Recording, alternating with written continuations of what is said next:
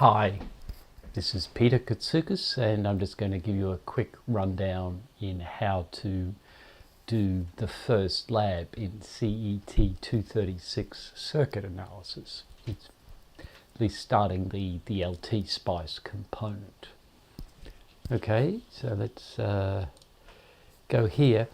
I'm running this on a Mac, but it works very similarly on Windows. If anything, the Windows version is a little easier because it uses better icons than the Mac version. So here I have on the left, I have the lab sheet, and you will notice, maybe if the video is big enough, let me just see if I can zoom in.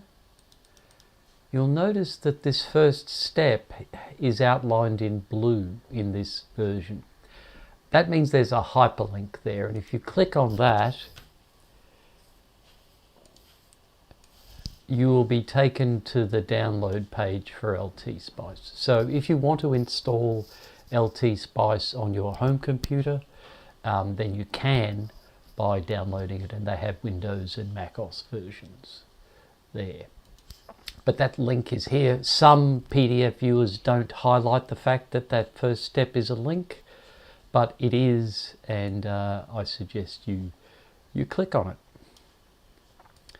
Okay, so the aim is to run LT Spice and to eventually do the same thing in reality. But this video is just about the LT Spice component. I've already downloaded LT Spice and installed it, so I'm not going to do that again. But I thought it might be worthwhile showing you how to run and how to put this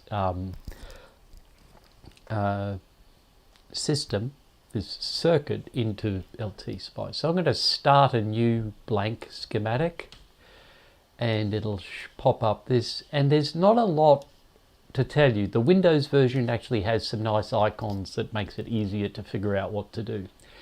In MacOS, you right click and you may want to say draft. And when I do LT Spice, I usually go with wires first. So that's F3, or just select the wires option. And what that lets you do is it lets you do an outline of the circuit, and then we can do that. Right, so that's the rough outline of the diagram that we're trying to put together. And then I need some components. So let's go F2, or component, and I'm going to look for a voltage source. There's a voltage source. That looks pretty good to me. It's an independent voltage source, and I can just click that into the wire like that and then escape because I only want one of them. Now we want a 10 volt, so if I click on or right click on that, I can give the DC value of 10 volts, and now we have a 10 volt supply.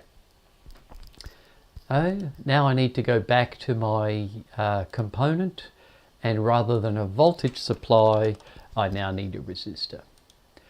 Now I want to put R1 there, but this resistor is the wrong orientation. So what I can do is I can, as it says in the top there, I can hit Control R and it'll rotate it. And there's my resistor 1. I can hit Control R again and I'll hit it twice to get resistor 2. And then I can do resistor 3, and there's my circuit. Now I haven't set the values. Again, I can right click on resistor 1 to set it to be 100 ohms. I can right click on resistor 2 to set it to be 220 ohms. I can right click on resistor 3 to set it to be 330 ohms. Now there's a few other things I need to do before this will work.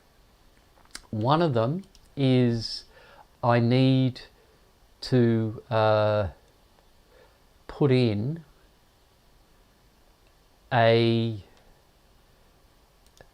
ground, right? So I need to select, as you may have seen there, I need to select net name and ground, and that'll let me put in a ground. And then I need to go back and select my wires component, right, F3, to connect my ground up here. LT Spice won't work without you defining one of the nodes as a ground.